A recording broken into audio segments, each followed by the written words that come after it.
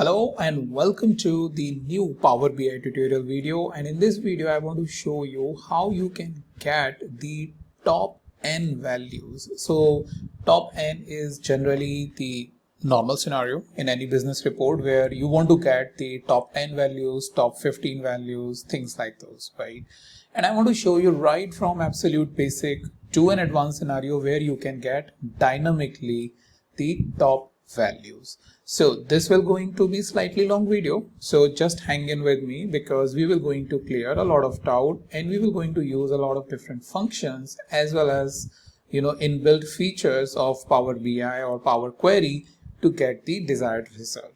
Okay, so let's dive into it, and before I start you will need the data set and one other quick information that I want to provide you, and that is this Google Sheet. So this Google Sheet is where I keep all of my video. As you can see, the video title and the video link. This is to help you so that you can access any of my video very easily by coming over here and searching the video and jumping onto the video using the video link, right?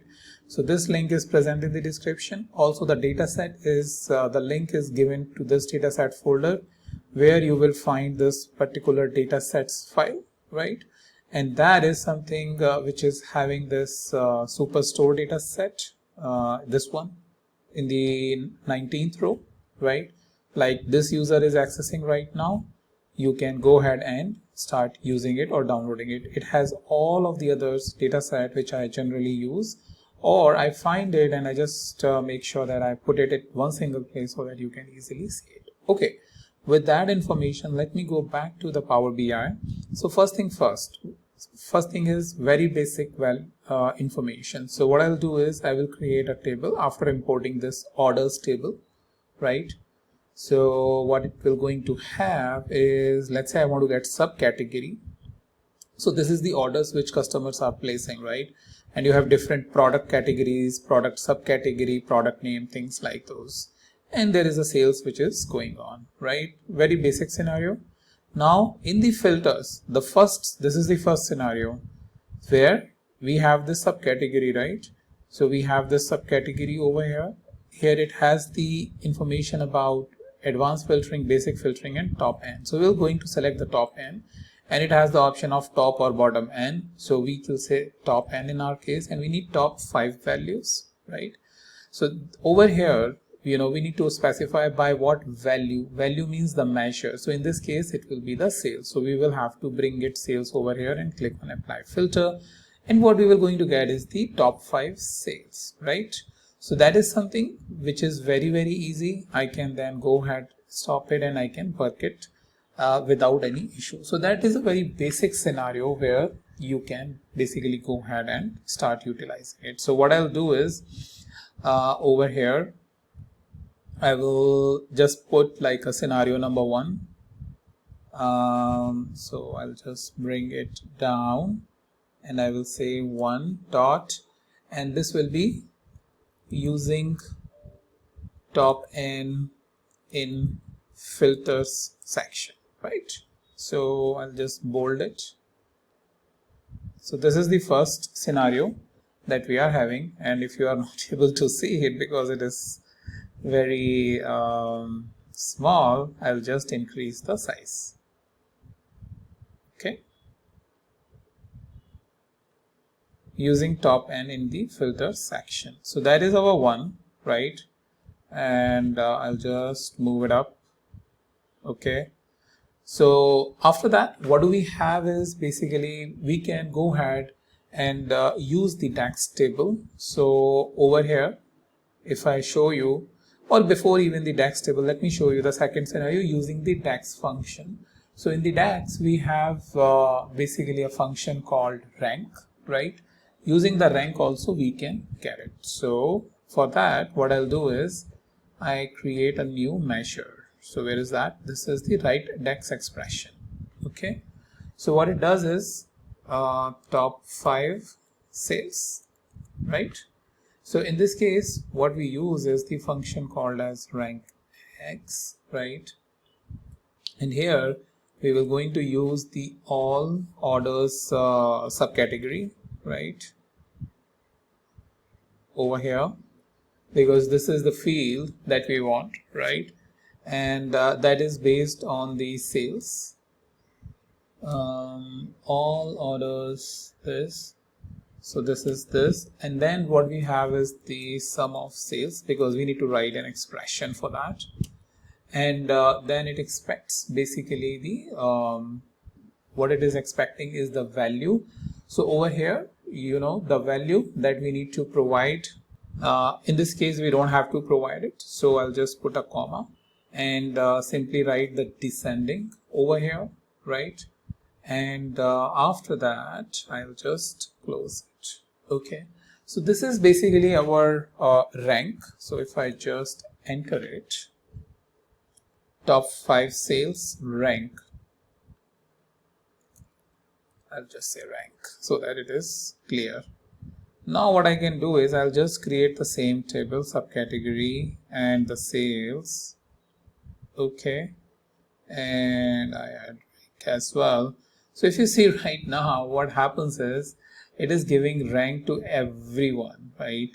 So the reason it is doing is because of this filter context, where the rank is only getting associated to the accessories, then it comes over here, or you can say that row context in this case, right? So to correct that behavior, what do we need to do is we need to come over here and we need to wrap it around. I just wanted to show you that this error will come and how to correct it. So calculate sum of sales, right?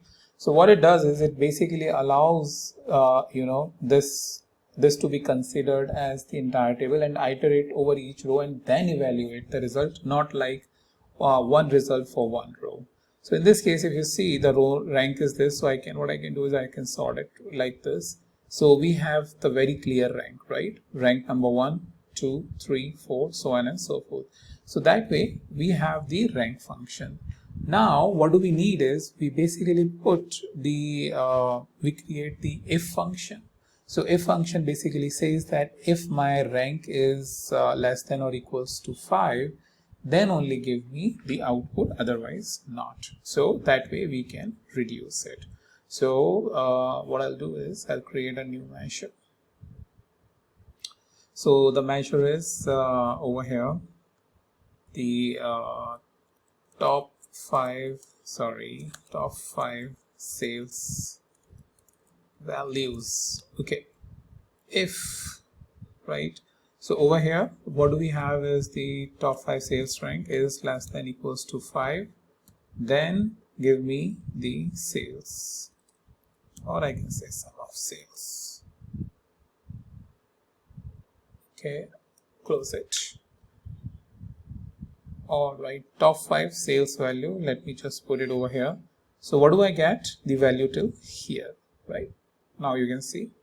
So if I just remove this and remove this, what I get is the same value. If you see this value, and over here the total will be different because here it is getting limited and here it is basically taking the total. So in this case we can remove the total, come over here and make sure we uncheck the total, and we uncheck the total over here, and that way we get our top 5 values. Well, if we want to get the total, then there is a different workaround to get it. So for now, what I'm focusing is we have it via the rank function. So if you see this one, I'll just copy and paste so that I don't have to write it and format it again, using rank and if, right? The third one is by basically using the table. So what I'll do is I'll go over here, right, and expand this, and over here what we can do is we need to basically create a new table, and that will basically help us get the top 5 values. So I'll just show you how you can do that. All right, so for that third scenario, let's click on the new table. In the new table, top 5 subcategory sales, right? And here we will going to use the TopN function, where we will going to, let's say, write 5 over here, and then we need to add a table. So for that we will going to use something called as summarize, which basically helps us get the new table. So summarize the information from orders by taking the subcategory and sales. So we need to get the sales. So we done double quotes by having the sum of sales, and close it and close the top N as well. So what do you get is again the information for your top 5 values, right? So that is the third way how you can get it. And then you can come over here, this table will come automatically, top 5 subcategory values. You can create a table like this, right? Similar type of a table that we will going to create. And I can just simply go ahead and try to create it one very quickly, sales. So over here, let me just put it, yeah. So over here, our values, so 1, 2, 3, 4, 5, what I see is the bookcases is basically the one. So we have chairs. So we don't get the phones, which is the highest value, but we get the bookcases rather. So 328, we are not getting the phones over here, which is a challenge in this case. Why it is not giving? We are basically saying that, okay, give us the top N by top 5, or what I see is top 6. Does it give? Nope, top 5. So what I can do is I can just check one more parameter. So we have this N value, we have this table, order by expression. So in this case, the expression is sales. So I will say sales and press enter. So now we have the output. So what we were missing is the final output based on the expression. For some reason it was not taking that because we were not explicitly specifying that. So now I think our result should match binders, chairs, phone, storage and tables. Okay, so that's how we have corrected the issue by specifying the sales, which is important for getting the top N values. So that becomes what? Your third, right? So that is the third one. The fourth one is basically I will go ahead and use the transform data option. In the transform data, what we have is the Power Query. In the Power Query, what we can do is we have the option of right clicking, and we have the option of creating the table, which is more of a reference table, yeah, over here, right? Now in this one, the second one, what we can do is we can basically group it by the sales, right? So we have the option of group by over here, right? So group by what? Subcategory, and new column name is sales, and that is the sum of what? Sales. Click OK. So we get this table, right? Now from here we just keep top rows, keep top 5 and click OK. But the only problem is that it does not consider the top or bottom values from a logic perspective.